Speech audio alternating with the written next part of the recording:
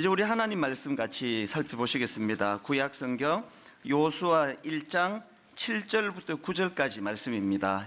구약 성경 320페이지에 있습니다. 여호수아서 1장 7절부터 9절까지 세 구절이니까 우리 한 목소리로 합심해서 같이 읽도록 하겠습니다. 7절부터 같이 읽습니다. 오직 강하고 극히 담대하여 나의 종 모세가 내게 명령한 그 율법을 다 지켜 행하고 우로나 좌로나 치우치지 말라. 그리하면 어디로 가든지 형통하리니 이 율법책을 내 입에서 떠나지 말게 하며 주야로 그것을 묵상하여 그 안에 기록된 대로 다 지켜 행하라. 그리하면 내 길이 평탄하게 될 것이며 내가 형통하리라. 내가 네게 명령한 것이 아니냐. 강하고 담대하라. 두려워하지 말며 놀라지 말라. 내가 어디로 가든지 내 하나님 여호와가 너와 함께 하느니라 하시니라. 아멘. 올해 초에 개봉된 영화 중에서 그 말모이라는 제목의 영화가 있었습니다. 이 말모이는 그 순수한 우리말인데요, 그 사전이라는 뜻을 가지고 있는 단어입니다. 이 영화는 이제 그 일제 강점기에 그 우리말과 글을 지키기 위해서 만들어진 조선의학회를 이제 배경으로 하는 영화인데요. 그 일제 강점기에 일본이 그 우리나라에 대해 못된 짓을 얼마나 많이 했습니까? 예를 들면 저희들 어릴 때는 그 창경원, 이 동물원의 상징이었습니다. 어릴 때 한번 창경원에 한번 가는 게 그 소원이다, 그런 생각을 가질 정도였는데, 사실 그 창경원이 원래는 동물이 아니고 창경궁이었습니다. 근데 일본이 그 창경궁을 그 동물원 식문으로 다 바꾸고 거기다가 또 자기들이 좋아하는 꽃, 벚꽃을 이제 막 심고, 그 지금 여러분 그 봄만 되면은 여의도 벚꽃 축제 하지 않습니까? 여의도에 벚꽃이 왜 그렇게 많은지 아십니까? 해방되고 이렇게 그 창경궁을 자기들의 그 정신으로 만들려고 그 벚꽃을 심어 놓은 걸 그 죄 없는 꽃을 뽑아서 죽이기는 그렇고, 그래서 창경궁에 있는 그 벚꽃을 여의도로 다 옮겨 심어 가지고 이게 지금의 그 벚꽃 축제가 될 만큼 여의도에는 벚꽃이 많게 됐다는 겁니다. 또 그런가 하면은 그 세계 문화유산 중 하나라고 하는 경주의 석굴암을 그 시멘트로 봉해버리고, 또 그 민족의 맥을 끊는다고 그 산맥에다가 그 말뚝을 박는 그 이런 유치한 짓을 저지르고, 그 이런 것들이 다 참 우리나라 입장에서는 그 용서하기가 힘든 그런 그 만행들 아닙니까? 최근에 그 3.1절 특집으로 어느 방송국에서 이런 내용을 다룬 그 특강하는 걸 제가 들었는데요. 그 특강 중에 이제 화면에 자막으로 강조하느라고 이제 글을 좀 띄워 놓았는데, 그걸 제가 옮겨 적어 보았습니다. 일본 황태자가 그를 도로를 내기 위해 숭례문 담장이 뜯겨 나갔고, 흥례문은 조선 총독부에게 자리를 뺏겼다. 조선 총독부 건물을 가린다는 이유로 광화문마저 해체당한다. 이 외에도 강탈당한 우리 문화재만 3만여 점, 그중 현재까지 반환받은 문화재는 단 1,400점. 아직도 민족의 정기가 담긴 수많은 문화재가 일본에 잠들어 있다. 그러니까 이런 내용의 그 특강을 듣다가 보니까 새삼 마음에 그 화가 나더라고요. 어떻게 남의 나라를 이 지형으로 만들어 놓을 수가 있느냐고. 이렇게 여러 가지 그 만행을 저질렀는데, 근데 저는 개인적으로 생각할 때 그들이 저지른 그 수많은 그 만행 중에서 우리 민족에게 가장 위협이 되는 게 뭐냐고 저보고 물으신다면 저는 두 개를 꼽을 것 같아요. 그 중에 하나가 뭐냐? 민족 말살 정책의 핵심입니다. 창씨개명. 우리 이름 다 없애고 일본식으로, 넉자짜리 일본식으로 이름을 바꾸고 등록하라고 강요하는 것. 그리고 두 번째로 가장 제가 보기에 이 민족 말살 정책으로 위험한 게, 이제 어린아이 소학교에 들어가면은 이제 그 우리말 못 쓰게 하고, 한글 안 가르치고, 한국어 교육 폐지하고, 일본어만 가르치고, 일본어만 사용하도록, 그런 정책이 가장 그 위험한 정책이라고 저는 생각합니다. 왜 그렇습니까? 이 말이라는 거, 글이라는 거, 이름이라는 거는 그 민족의 정체성을 나타내는 거 아닙니까? 말 뺏기고 이름 뺏기고 글 뺏기고 나면은 뭐 몇 년만 지나면은 이 민족의 정체성은 아마 다 사라졌을 거예요. 그러니까 그 말모이라는 영화를 보는 내내 저는 참 많이 울었습니다. 이제 우리 나이가 되면 막 이제 걸핏 나면 눈물이 나요. 아무것도 아닌데도 눈물이 나고 뭐 길 가다가도 눈물이 나는데 그날은 제가 마음이 진짜 뭉클하더라고요. 오늘 우리가 이렇게 우리 말을 쓰고 우리 글을 쓰고 이렇게 우리 이름을 쓸 수 있도록 하기 위해서 얼마나 많은 그 윗대 어른들이 여기에 인생을 걸고 재산을 바치고 그렇게 수고했을까, 그 생각을 하니까 막 마음이 정말 뭉클뭉클하더라고요. 저는 그 영화를 보면서 그 종교 개혁을 일으켰던 마틴 루터 생각이 났는데요.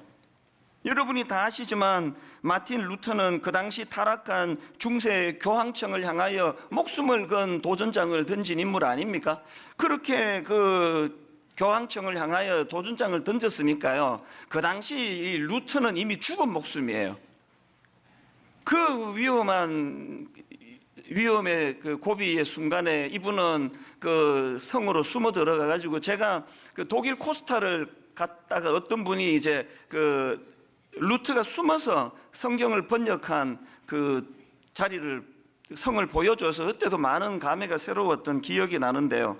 여러분, 루트가 그렇게 위험한 도전장을 던진 후에 도피하면서 가장 심혈을 기울였던 작업이 뭐였습니까? 그 당시 라틴어 성경을 독일어 성경으로 번역하는 작업 아닙니까? 그래서 제가 그 현장을 가보니까 너무나 마음에 그 감사가 밀려오더라고요. 생각해 보십시오. 지금 루터가 살아있는 권력 그 자체라고 하는 교황청에다가 도전을 선언했으면 사람을 모으고 군대를 만들고 저항군을 만들고 그래야 되는데 왜 숨어 들어가서 성경을 번역했을까요? 루터가 확신하는 게 뭡니까? 군대를 모으는 것보다 힘이, 저들 손에 성경이 들려진다면, 성경이 읽혀질 수만 있다면 저 악한 권력은 반드시 무너지게 돼 있다는 그런 확신을 가졌기 때문에 성경을 번역한 거 아닙니까?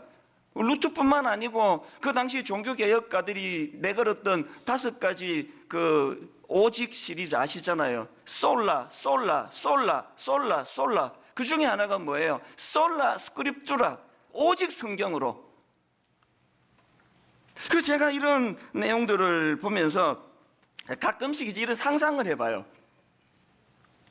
제가 만약에 마귀라면, 그리고 저에게 이 교회 말살 정책이 저에게 임무가 주어졌다면 나는 어떻게 할까? 어떻게 하면 교회를 효과적으로 무너뜨릴 수 있을까? 그런 상상을 해보니까요, 대답 간단하게 나오더라고요.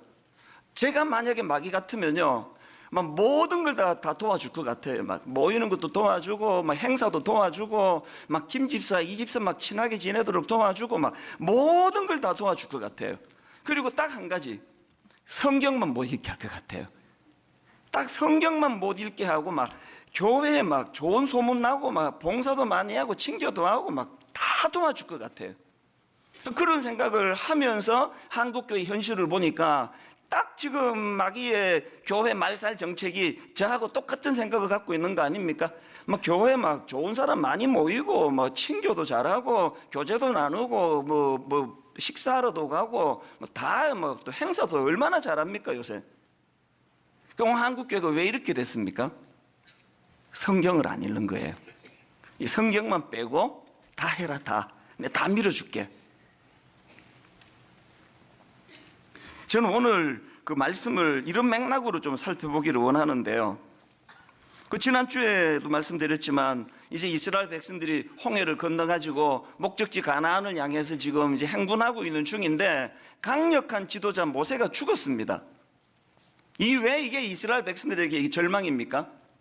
모세는 움직이는 내비게이션이에요. 모세만 따라가면 되는 거 아닙니까? 전략가고 탁월한 지도자고. 그 모세가 죽었습니다.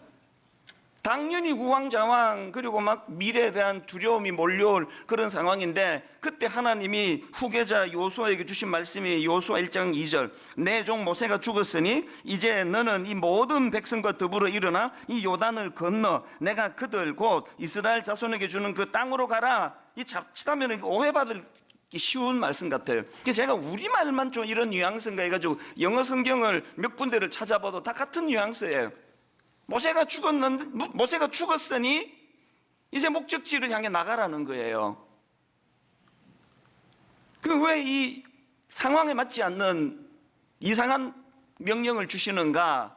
이제 오늘 다룰 게 그 내용입니다. 하나님이 뭐 근거도 없이 그렇게 하실 분 아니에요. 비록 강력한 지도자 모세가 죽는 상황이지만 그게 니들에게 전혀 지장이 없다는 것을 말씀하시고는 그 근거로 두 가지를 제시하십니다. 내가 왜 이렇게 말할 수 있느냐? 첫 번째 근거가 뭐냐?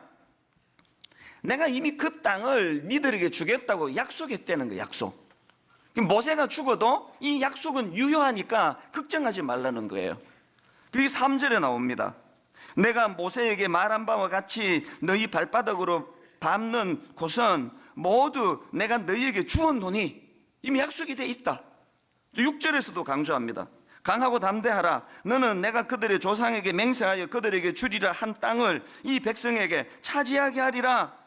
지도자 모세가 죽어도 상관없다. 누가 니들을 이끄는지 관계없고 나는 이미 그 땅을 너희들에게 주겠다고 약속했고 이 약속은 유효하기 때문에 걱정하지 마라. 이게 하나님이 제시하시는 첫 번째 근거고요.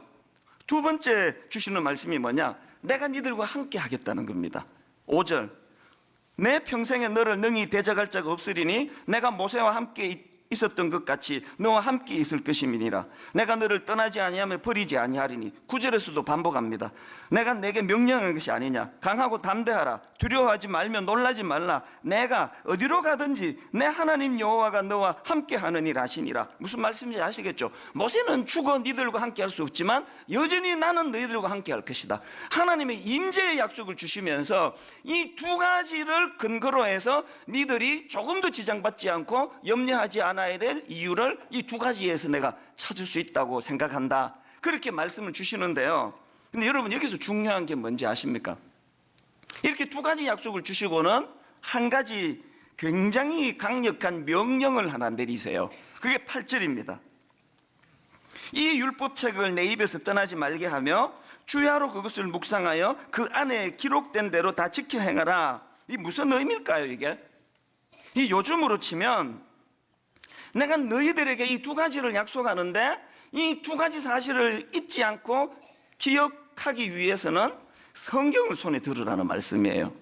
이 성경을 읽을 때 이 두 가지 내가 한 약속이 떠올려지게 될 것이다. 그러면 두려움이 없어질 것이다. 그런 맥락이에요. 이런 맥락에서 저는 오늘 본문에서 하나님이 유난히 강조하는 모세가 죽은 상황에서 이스라엘 백성들에게 유난히 강조하시는 그 한마디를 발견하는데 그게 강하고 담대하라. 놀라지 말고 두려워하지 말라는 말씀이에요. 6절을 보세요. 강하고 담대하라. 7절. 오직 강하고 극히 담대하여. 9절. 내가 너희에게 명령한 것이 아니냐. 강하고 담대하라. 두려워하지 말며 놀라지 마라. 자, 이런 것들을 종합해 보면은 답이 딱 하나 나와요. 우리 삶은요, 그 이스라엘 백성들이 모세를 의지하는 것처럼 우리가 이 땅을 살아가는 동안에 그 누구는 무엇이는 의지하며 사는 게 인생 아닙니까? 그래서 한자로 사람 인자가 이렇게 됐다 그러잖아요. 우리는 누군가를 의지하는 존재예요. 이게 사람 인자예요. 그리고 또 인생의 비극이 뭐예요? 뭐를 의지만 하면은 이게 자빠지네. 사람을 의지하면 그 사람이 자빠지고, 뭘 의지하면 그게 없어지고. 조금 전에도 어떤 분이 자기가 다니던 교회에서 너무 의지하던 교회에서 말할 수 없는 상처를 받아서 신앙이 지금 막 완전히 흐덕이고 있는 그런 상황이라고 눈물로 기도 부탁을 오시더라고요. 우리 모세가 맨날 죽는 거 아닙니까? 의지하면은 실망시키고, 의지하면은 사라져 버리고, 그게 인생이다. 그런데도 불구하고 니들이 왜 두려워하지 않고 놀라지 말고 염려하지 않을 수 있느냐? 두 가지 약속을 내가 했기 때문이다. 내가 이미 약속을 했고, 그리고 내가 너와 함께 하겠다는 하나님의 임재를 내가 약속하겠다고. 더 중요한 거, 그렇게 위기가 올 때 그 사실을 상기할 수 있도록 주신 도구가 성경이라는 거예요. 왜 이렇게 수시로 좌절하고, 왜 이렇게 수시로 막 흔들흔들거리고, 막 갈 바를 못 찾고 하는 이유를 아시겠죠? 하나는 자꾸 의지하는 모세가 죽기 때문에 그렇고요. 하나는 그럴 때 주신 말씀을 기억을 못하는 거예요. 이 말씀을 안 들기 때문에 그런 거 아니겠습니까? 이런 차원에서 저는 이제 분당 우리 교회가 전 교회적으로 이제 이 성경의 중요성을 다시 한번 상기하고 이 성경을 가까이 하는 그런 교회가 됐으면 좋겠는데요. 그런 맥락에서 저는 오늘 본문 8절을 가지고 이 성경 묵상과 관련해서 우리 스스로가 점검해야 될 그 몇 가지 질문이 있다고 생각을 합니다. 여러분 한번 스스로에게 점검해 보시기 바랍니다. 이 말씀 묵상과 관련해서 첫 번째 질문, 점검이 뭐냐? 나는 이 말씀 묵상의 습관이 자리 잡혀 있는가? 이 질문을 던지셔야 돼요. 이게 안 돼 있으면 맨날 모세는 죽고 맨날 불안하고 맨날 두렵고 인생이 맨날 흔들거리고 그런 거 아닙니까? 8절에서 그 말씀을 주시죠. 이 율법책을 내 입에서 떠나지 말게 하며 주야로 그것을 묵상하여. 시편 1편에도 복 있는 사람의 조건을 똑같이 제시합니다. 1절 2절 복 있는 사람은 악인들의 꾀를 따르지 아니하며 죄인들의 길에 서지 아니하며 오만한 자들의 자리에 앉지 아니하고 오직 여호와의 율법을 즐거워하여 어떡합니까? 그 율법을 주야로 묵상하는 자로다. 주야로 묵상한다는 게 뭘 의미합니까? 말씀 묵상에 습관이 잡혀 있다는 거 아닙니까? 여러분들은 이 말씀이 여러분 삶 속에 이 묵상이 습관적으로 자리 잡혀 있는지 모르겠습니다. 그게 없으시면 인생이 맨날 흔들흔들 할 텐데요. 그럼 여기서 강조되는 이 묵상이라는 건 어떤 성격을 가지고요? 근데 여기서 말하는 묵상이 뭔가 전에도 한번 설명드렸는데요. 여기 나오는 그 묵상하다라는 이 단어는 히브리어로 하가라는 단어예요. 저는 하가라는 단어를 떠올리면 꼭 그 책 한 권이 생각나는데 유진 피터슨이라는 분이 쓴 이 책을 먹어라 그 책이 생각이 나거든요. 왜냐하니까 그 책에서 이제 방금 인용해드린 시편 1편 2절을 인용합니다. 오직 여호와의 율법을 즐거워하여 그 율법을 주야로 묵상하는도다. 여기 나오는 묵상하다가 하가라는 단어인데요. 영어 성경을 보니까 이걸 메디테이시라고 그렇게 번역을 했더라고요. 근데 이제 저자인 유진 피터슨은 이런 번역이 이게 옳지 않다는 거예요. 이게 마음에 안 든다는 거예요. 메디테이트, 또 우리말로 묵상 이러면은 굉장히 좀 정적인 느낌이 들잖아요. 우리는 묵상 그러면 애들이 막 떠들면 조용히 해, 엄마 지금 묵상 중이야. 우리는 묵상 그러면 이제 굉장히 정적인 그 메디테이시라는 그 영어 단어도 그런 뉘앙스 아닙니까? 이게 잘못됐다는 게 표현이. 왜냐하니까 이 하가라는 히브리어는요 그런 정적인 이미지의 표현이 아니래요. 이 하가라는 단어는 어떨 때 사용하는 단어냐? 사자가 먹이를 앞에 놓고 으르렁거리는 상태, 이거를 묘사할 때 쓰는 게 하가래요. 예를 들어 이사야 31장 4절에 보십시오. 여호와께서 이같이 내게 이르시되 큰 사자나 젊은 사자가 자기의 먹이를 움키고 으르렁거릴 때에 이 으르렁거리다, 이 하가예요. 하가. 이 이미지가 이게 정적인 겁니까? 이게 이 지금 막 먹이를 놓고 막 이 사자가 흥분해가지고 이걸 막 이거 어떻게 요리해야 되는지 막 이게 하가야. 하가. 이게 묵상이래요. 저도 강아지를 키우잖아요. 얘도 이거 개뼈딱이는 아니고 그냥 그 갈비 뼈다귀 하나 던져주면 흥분하면 어른거리더라고요. 소리 크게 내지도 않아요. 이게 어떻게 해야 될지를 몰라가지고 이게 하가예요. 우리 어릴 때 그 애 키울 때 그 치킨 사주면은 애 셋이서 다 어른거리잖아요. 다리는 2개인데 우리가 셋인데 이 누나들이 이거를 먹으면 어떡하나. 이게 하가야. 하가.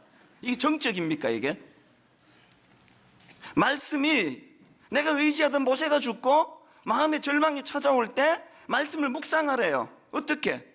사자가 먹이를 놓고 으르렁거리는 마음으로 이 말씀을 통해서 내 이 위기를 반드시 극복하고야 말겠다. 이 말씀을 통해서 혼미한 내 인생이 하나님의 말씀에 약속의 말씀으로 정리가 되는 이런 일을 만들어내고야 말겠다. 이 적극적인 의미에서의 묵상이에요. 그래서 그 유진 피터슨은 시편 34편 8절 우리도 좋아하는 말씀입니다. 너희는 여호와의 선하심을 맛보아 알지어다. 이 정신이 하가라는 이 정신이 오늘 사단이 한국교회 성도들에게 막 신앙생활 다 해라. 우리는 핍박 같은 거 안 한다. 막 모임도 많이 하고, 막 교구별 막 여전도에 뭐 등산도 가고, 뭐 맛집도 찾아다니고, 막 다 해라 다. 성경은 놓고 가지. 성경만 안 갖고 가면 내가 다 도와줄 텐데. 여러분에게는 말씀이 여러분에게 어느 정도 영향을 미치고 있습니까? 그런가 하면 두 번째로 점검해야 될 질문이 하나 더 있는데요. 여러분의 말씀 묵상이 여러분의 삶으로 연결되고 있습니까? 8절을 주의 깊게 보십시오. 이 율법책을 내 입에서 떠나지 말게 하며 주야로 그것을 묵상하여 그 안에 기록된 대로 다 지켜 행하라. 묵상이 포인트가 아니고 묵상은 도구고요. 그 도구를 통해서 그 말씀 묵상이 내 삶에 영향을 미치게 해야 된다는 겁니다. 예수님도 마태복음 28장 19절에 20절에 그런 말씀 주시잖아요. 그러므로 너희는 가서 모든 민족을 제자로 삼아 아버지와 아들과 성령의 이름으로 세례를 베풀고 내가 너희에게 분부한 모든 것을 가르쳐 결론 지키게 하라. 지키게 하라. 여러분 오늘 이렇게 그냥 한국교회 목사님들이 또 한국교회 성도님들이 세상에서 별로 존경스럽지 않은 이미지로 그렇게 참 초라해 줄 수밖에 없는 거는 둘 중에 하나 아닐까요? 말씀을 안 읽거나 읽는데 요 머리로만 여기서만 무슨 말씀이 머리에서 내 가슴으로 흘러가고 가슴으로 흘러온 말씀이 내 손과 발로 연결이 되어 가르쳐 지키게 하라. 여기까지 연결이 안 되니까 막 교회는 이렇게 많은데 영향력은 막 점점 줄어 들어가고 있는 거 아니겠습니까? 무디 선생님이 이런 말씀을 하셨습니다. 성경은 지식을 쌓기 위해 주어진 것이 아니라 삶의 변화를 위해 주어진 것이다. 그런가 하면 세 번째로 점검할 거 하나 더 있는데요. 이런 질문을 하셔야 됩니다. 말씀 묵상이 공동체적으로 이루어지고 있는가?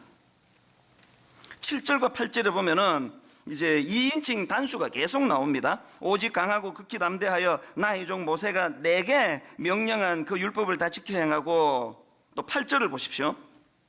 이 율법책을 내 입에서 떠나지 말게 하며 주야로 그것을 묵상하여 그 안에 기록된 대로 다 지켜 행하라. 그리하면 내 길이 평탄하게 되며 내가 형통하리라. 이게 형식은 2인칭 단수로 쓰이는데요. 근데 여러분 이 책 한 권을 제가 읽어드릴까 하는데요. 로이스 티어베르그라는 분이 쓴 책이에요. 랍비 예수와 함께 성경 읽기, 이런 제목의 책에 보면은 이런 설명이 나옵니다. 한번 들어보세요. 성경에서 단수형 너희를 쓸 때도 전체에 집단적으로 말하는 경우가 많다. 무리 중 각 사람에게 개인적으로 말하는 것이 아니라 그들을 한데에 묶어 모두에게 말하는 것이다. 본문도 그 케이스 아닙니까? 형식은 요수아에게 주시는 말씀으로 너에게 내가 뭐 이렇게 나가지만, 이거는 요수아 너 저 골방에 가서 이렇게 해라는 게 아니에요. 지금 민족적으로 지침을 주고 계시는 거거든요.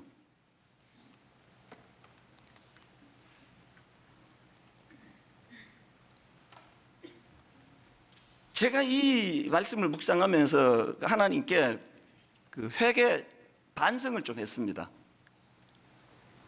뭐가 잘못됐는지를 좀 알겠더래. 성경 읽기와 관계돼가지고. 성경은요 개인적으로도 읽고 묵상해야 되지만 이 공동체적으로 하는 운동이어야 된다는 거예요. 그러고 보면 구약의 민족적으로 성경을 낭독하는 이런 일들이 여러 번 나오는 거 아닙니까? 이런 맥락에서 진짜 저는 지금이라도 깨닫게 된 걸 감사하는데요. 여러분 올 초부터 이제 하나님이 분당 우리 교회에 영적인 파도를 일으켜주고 계시잖아요. 제가 작년 연말에 이 우리 교회가 이게 덩치만 크고 괜히 쓸데없는 과장된 소문만 나는 이게 속빈 강정 같은 교회 아닌가라는 두려움을 가지고 주님 앞으로 나갈 때만 해도 이렇게 적극적으로 일으켜 주실 줄은 저도 몰랐어요. 그랬는데 지금 막 전 교회적으로 하나님으로 그 굶주린 갈망을 가진 분들이 막 여기저기서 일어나게 해주시고요. 또 분당 우리 교회 막 지금 막 영적인 목마름을 가지고 주님 앞에 나가는 분들이 막 한두 달 안에 확 일어났습니다. 이게 얼마나 감사한 일인지 몰라요. 전에 말씀드렸잖아요. 파도는 인간이 일으키는 게 아니에요. 파도를 일으키는 분은 하나님이세요. 파도는 하나님이 일으켜 주시는데 우리가 할 일이 뭐라고요? 그 파도에 편성하는 거예요. 거기에 파도 타기는 우리가 하는 거예요. 그래서 저는 분당 우리 교회를 책임지는 목사로서 하나님이 일으키시는 파도를 이렇게 3일 금식하고 무슨 지난 3월 1일 날 그 1박 2일 동안 금식 수련회 하는 새끼 금식하는 이거로 끝내면 안 된다는 부담을 갖고 있었거든요. 이게 이렇게 이벤트로 끝나면 안 된다. 이 하나님이 일으키시는 파도에 어떻게 전 성도적으로 파도 타기를 할 수 있을까? 그런 고민을 가지고 주님 앞에 기도하고 묵상하고 있었는데 하나님이 이 본문을 대안으로 주신 거예요. 니들이 해야 될 파도 타기가 이제 몇 가지가 있는데 가장 중요한 게 교회 공동체적으로 성경 읽기를 하는 것이다. 이제 저는 분당 우리 교회가 그저 일회성 이벤트가 아니라 건강한 영적인 무브먼트가 일어나기 원합니다. 그래서 이제 성경 읽기 이걸로 이제 파도 타기 에너지를 흘려보내야 된다고 생각하는데 저는 한 가지 걱정이 있거든요. 뭐냐? 이렇게 영적으로 충만하면 마귀의 공격도 충만해요. 막 함께 같이 설쳐요.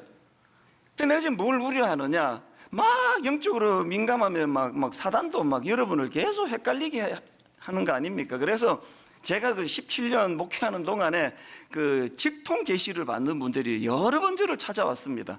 그 하나님의 말씀을 바로바로 이제 그 계시를 받았다는 분들이에요. 그래서 와가지고 막 별의별 그 말씀을 다 대언하고 가셨는데요. 근데 이게 좀 이상한 게 잘 안 맞아요. 그게 계시가 맞는 게 별로 없더라고요. 예를 들면은 젊은 자매가 저한테 와가지고 오래전의 일입니다. 이제 그 다음 주부터 뭐 그때 한 석 달, 넉 달인가 강단에 서지 말라는 거 하나님이 저에게 이제 주일 설교를 하지 말라고 명령하셨다니 속으로 할렐루야 휴가네 이제 이 설교 안 하면 휴가 아닙니까? 내가 침착하게 하나님이 왜 그런 말씀을 주셨지? 그 제가 만약에 다음 주부터 계속 설교하면은 어떤 일이 일어난답니까? 그랬더니 하는 말이 내가 이 교회에서 쫓겨날 거라는 거예요. 근데 그게 너무 궁금해가지고 계속 해봤어요. 안 쫓겨났거든요. 그분이 분명히 계시의 말씀을 들어서 나한테 전해줬는데 그게 안 맞아요. 또 뭐 언젠가는 순장반 하기 직전인데 막 너무너무 급하다고 그 시간에는 제가 순장반에 올인하는 데는 아무 일도 저는 안 하거든요. 했는데 너무 급하다니까 막 이찬수 목사님에게 안전하면 큰일 난다 그래가지고 막 급하게 바꿔줬더니 그분이 뭐라고 말씀하시는가 하니까 지금 즉시 어느 지역에 어느 교회 어느 목사님을 찾아가 이름까지 다 가르쳐 주시더라고요. 어느 목사님을 바로 찾아가라는 거예요. 하나님이 이렇게 명령하셨대요. 그래서 내가 또 궁금해서 물어봤죠. 안 가면 어떻게 되는데요? 그랬더니 오늘 밤에 내가 죽는다는 게 오늘 밤에. 궁금해서 안 가봤어요. 안 죽었거든요. 여러분 이런 그 직통 계시를 받는 분들이 주로 다 순수한 분들이에요. 잘 믿어보려고 애쓰는 분들이에요. 그 순수한 분들에게 왜 이런 사단의 공격이 있을까요? 여러분들이 이제 말씀으로 충만해지면요, 은혜가 충만해지면 그런 식으로 자꾸 그 옆길로 새지 말고 이제 말씀을 붙잡아야 돼요. 흔들림 없는, 오류가 없는 이 말씀을 붙잡는 계기로 우리의 그 부흥의 물꼬를 써야지. 자꾸 직통 계시, 그리고 또 이 직통 계시 받는 분들은 내 좀 기분 나쁜 게 뭐 다 반말로 얘기, 다 반말로 저한테 뭐 20대 아가씨도 저보고 지금부터 전하겠습니다. 그러니 찬수야, 뭐 이렇게 뭐 막 이건 뭐 아무나 찬수야예요. 분당 우리 교회는 직통 계시도 좋지만 하나님의 말씀, 이 말씀을 가까이 하는 우리의 이 물고 에너지를 이 말씀을 가까이 하는 것으로. 그런가 하면은 또 나는 말씀을 사랑해 그렇게 생각하는 분들에게도 또 한 가지 제가 부탁을 드리고 싶은 게 뭐냐, 이 성경을요 꼭 무슨 헤어진 옛날 애인 그리울 때마다 읽는 그런 연애 편지처럼 읽는 분이 계세요. 그거 완전히 잘못된 거예요. 성경은요, 헤어진 애인 옛날 편지가 아니에요. 성경은요, 오늘 역사하시는, 오늘 내게 가이드가 되어주시고 지침을 주시고 오늘 내가 너를 얼마나 사랑하는지 아니. 모세는 죽었지만 나는 너와 함께한다. 이 사실을 전해주는, 오늘 주시는 하나님의 연애 편지가 그게 성경이에요. 그래서 저는 오늘 분당 우리 교회 온 공동체 교회적으로 중요한 선포를 하나 하겠습니다. 여러분 생각해, 저 사람은 지금 맨날 선포래. 오늘도 사실은 중요한 선포입니다. 이제 오늘부터 전 교회 공동체적으로 성경 읽기를 선포합니다. 하나님이 얼마나 우리를 사랑하시는지요. 세상에 막 기가 막힌 도구를 하나 주셨어요. 드라마 바이블이라고요. 이 드라마 바이블은 무려 100여 명의 연기자와 성우들이 그 두꺼운 이 성경책을 다 낭독으로 다 만들었습니다. 그래서 그 낭독을 읽기만 하면 막 귀에 술술 들어와요. 이 드라마 바이블을 만드는데 그 투자를 해주신 분이 미국 빌 황 장로님이라고 교포분이세요. 이분이 하는 강의를 내가 들었는데요, 자기가 만나보니까 예수 믿는 사람 치고 난 성경 읽기 싫어요, 난 성경 안 읽어요, 그런 사람 한 명도 못 봤다는 거예요. 모든 성도들이 다, 크리스찬들이 다 성경 읽기를 원하는데 왜 현실은 이렇게 안 되느냐는 거예요. 이분이 내린 결론이 뭐냐, 성경 읽기가 실패하는 거는 원함의 문제가 아니고요, 내가 안 읽고 싶어서 안 읽는 게 아니고 원함의 문제가 아니고 전략의 문제였다. 그러면서 성경은 공동체적으로 읽어야 된다는 말이에요. 그 말에 100% 동의가 돼요. 지금 여의도에서 너무나 감사한 바람이 불고 있다고 저는 들었는데요, 여의도의 그 바이블 런치 모임, 그래서 이제 이분들이 점심시간에 간단한 샌드위치나 김밥 같은 걸로 함께 먹으면서 점심시간에 이 바이블, 드라마 바이블을 가지고 성경을 듣고 나누는 그런 모임을 하고 있다는 겁니다. 그래서 저는 이제 분당 우리 교회가 이제 내일부터입니다. 이제 이미 홈페이지에 다 준비가 되어 있습니다만 내일부터 200일 성경 읽기 운동을 선포합니다. 이제 내일부터 200일 동안에 놀랍게도 성경 구약 1독, 신약 2독을 하게 돼요. 하루에 30분만 투자하면 됩니다. 너무 막 가슴이 뛰어요, 저는요. 여러분, 이 드라마 바이블, 여기가 그 GNM 글로벌 문화재단이라는 데서 만들었는데 너무 고맙게도 우리 그 성경 읽기 팀 교역자들이 그쪽과 컨택을 해가지고 막 모든 걸 다 제공해 주시겠다는 거예요. 그래서 우리 홈페이지에 그 무료로 그 드라마 바이블 음원을 다 제공받았습니다. 매일매일 읽을 분량만큼 이제 하루에 한 번씩 홈페이지 오셔가지고 들러서 그것을 들으시면 되고요. 그리고 또 이미 여러분이 스마트폰에 그 어플로 드라마 바이블 치면은 이거 다 다운 다 받을 수 있습니다. 우리 젊은이들 전철 타고 학교, 직장 먼데 30분만 그냥 듣기만 하면 돼요. 성우, 전문 그 배우 이런 분들이 정성을 다해서 만든 그 성경 읽기거든요. 이제 가정 예배를요, 막 이렇게 해도 안 되고 저렇게 해도 안 되고 이게 내 숙제 중에 하나였는데 풀렸습니다. 이제 우리 가정 예배도 이제 이 드라마 바이블로 이제 구체적인 지침은 이제 곧 여러분에게 드릴 거예요.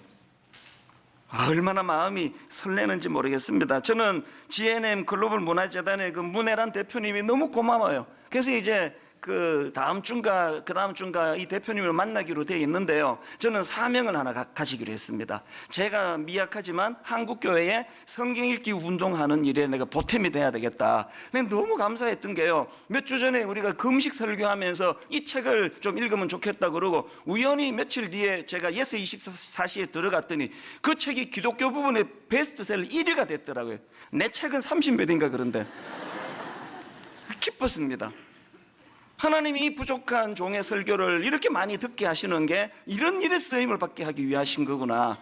저는 분당 우리 교회가, 여러분이, 제가 한국교회의 성경 읽기 운동 공동체적으로, 그래서 여러분 이제 다락방에서, 가정에서 또 우리 부서마다 지도교역자의 도움을 받아가지고 공동체적으로. 그래서 여러분 이제 한 10월 말쯤 200일이 지나고 나면 막 우리 교회에 막 전 성도들이 성경 1독, 구약 1독, 신약 2독 이 놀라운 일을 해냈다고 고백하는 그런 결과가 있기를 주님 이름으로 축원합니다. 말씀이 우리를 살리는 거예요. 두 가지 말씀만 드리고 이제 결론을 맺으려고 합니다. 오늘 설교 제목을 이제 꿈꾸는 자가 읽어야 하는 책. 제목이 참 멋있잖아요. 그래서 내가 어제 우리 집사람 보고 이제 내일 설교 제목이 꿈꾸는 자가 읽어야 하는 책 이렇게 내가 잡았는데 어떠냐고 그러니까 이 사람이 하는 말이 그 제목도 좋은데 자기 같으면 제목을 이렇게 하겠대요. 읽으면 꿈꾸게 되는 책. 그렇게 제목을 자기는 그렇게 하겠대. 듣고 보니까 또 그게 또 좋은 거예요. 이미 주부 다 나갔는데. 그러더니 아무리 생각해도 그 제목이 정말 멋있는 것 같아가지고 그래서 이제 제목을 내가 바꾼 거예요. 읽으면 꿈꾸게 되는 책. 그러면서 물어봤습니다. 제목을 어떻게 이렇게 잘 생각했냐고 그러니까 멋진 말을 하더라고요. 내가 성경을 읽으면서 꿈꾸게 됐거든요. 정말 훌륭한 분이에요.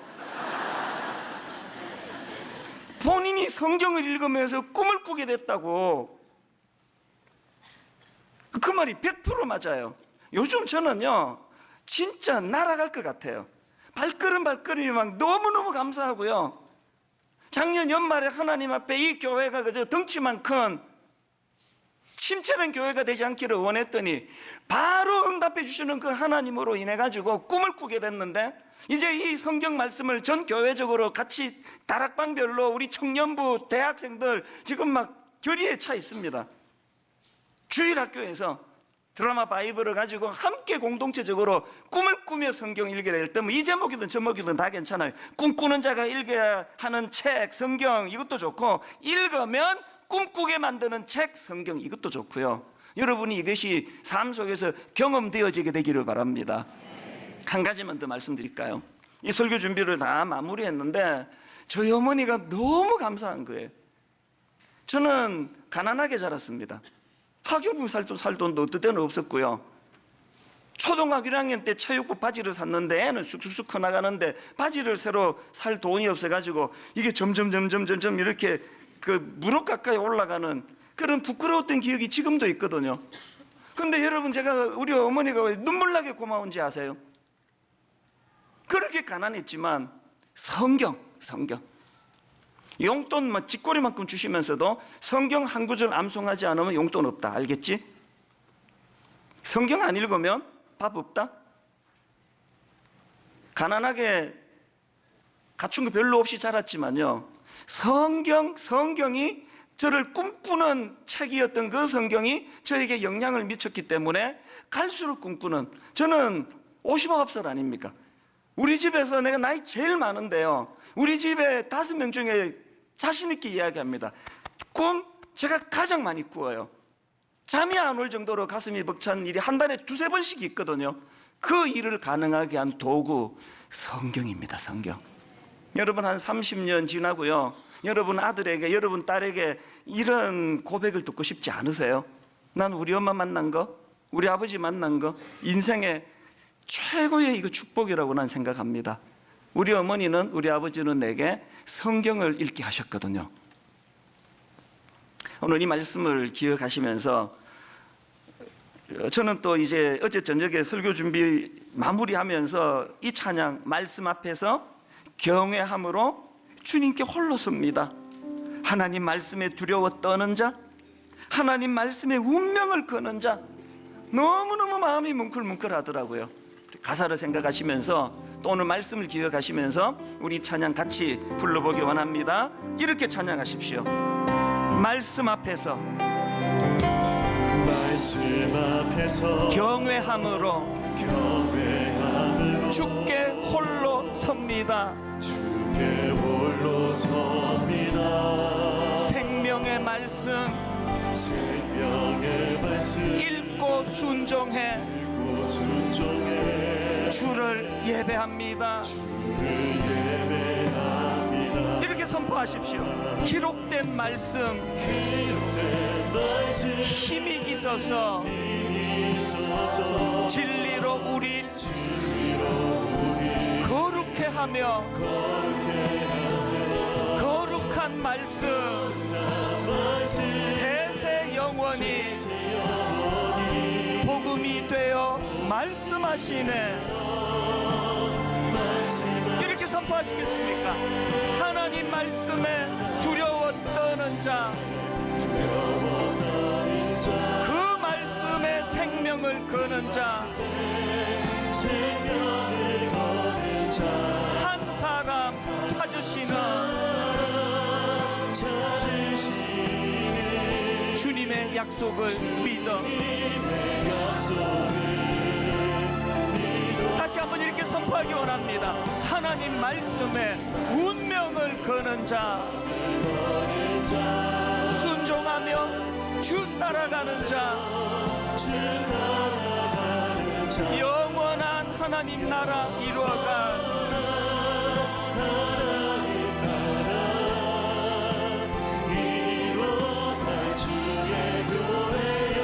일어나라.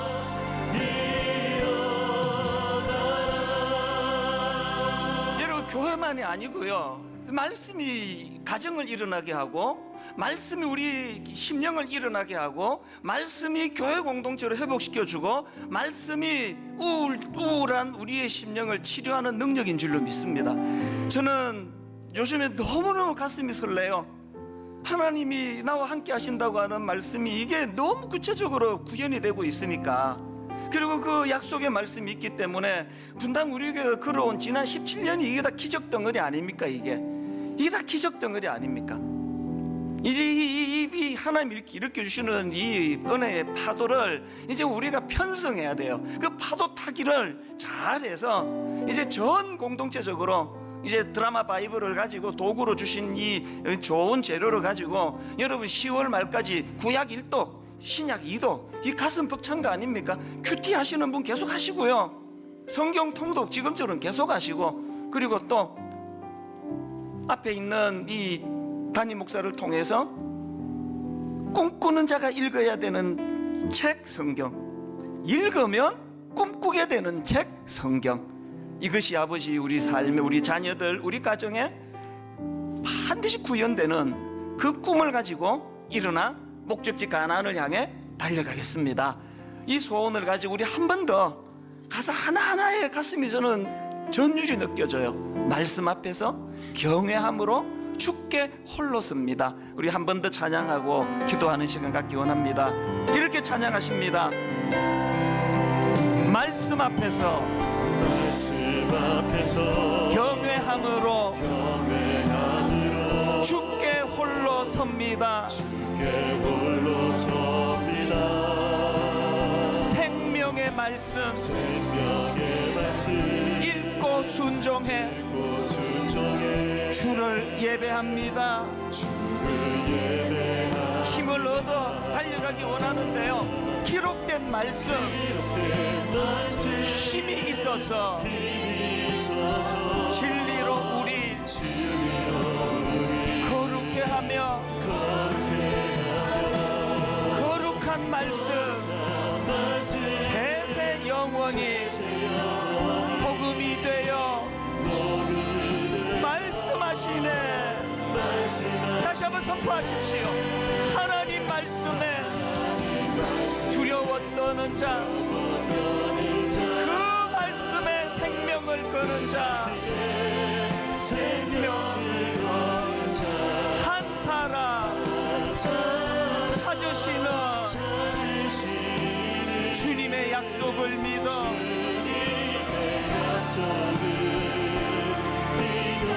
다시 선포하십시오. 하나님 말씀에 운명을 거는 자, 순종하며 주 따라가는 자, 영원한 하나님 나라 이루어갈 주의 교회여 일어나라. 하나님 말씀에 운명을 두려워 떠는 자, 그 말씀에 생명을 거는 자,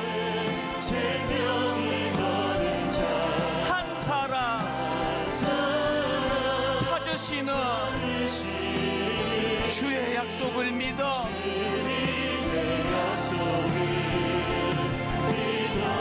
하나님 말씀에 운명을 거는 자,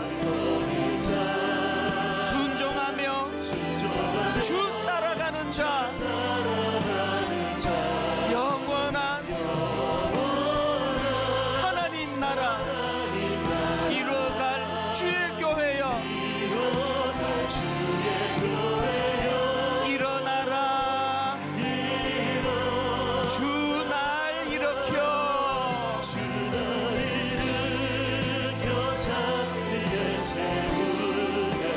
거친 바다 위 걷게 하시네. 주만 의지할 때 강함 주네. 크신 능력 내게 부어주시네. 여러분 의지하던 모세가 죽었습니까? 주 날 일으켜 산 위에 세우네. 거친 바다 위 걷게 하시네. 주만 의지할 때 강함 주네. 크신 능력 내게 부어주시네. 하나님 말씀에 두려워 떠는 자, 그 말씀에 생명을 거는 자, 한 사람 찾으시는 주님의 약속을 믿어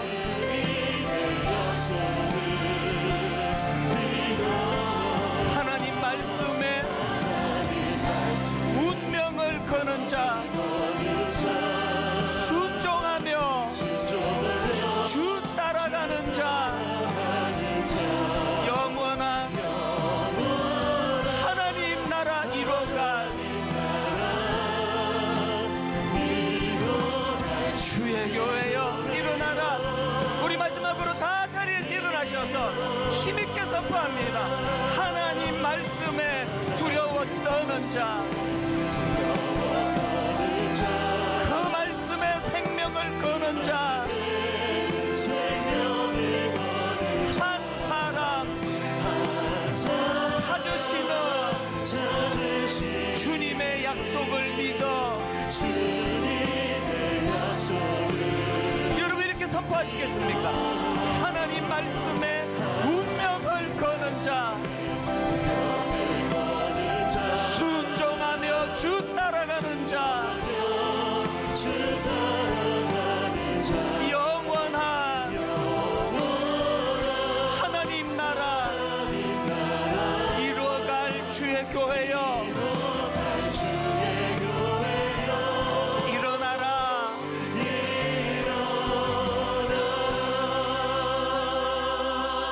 저는 여러분 일어났으면 좋겠습니다. 모세는 죽었지만 의지하던 그 무엇은 사라졌지만 하나님의 약속이 살아있거든요.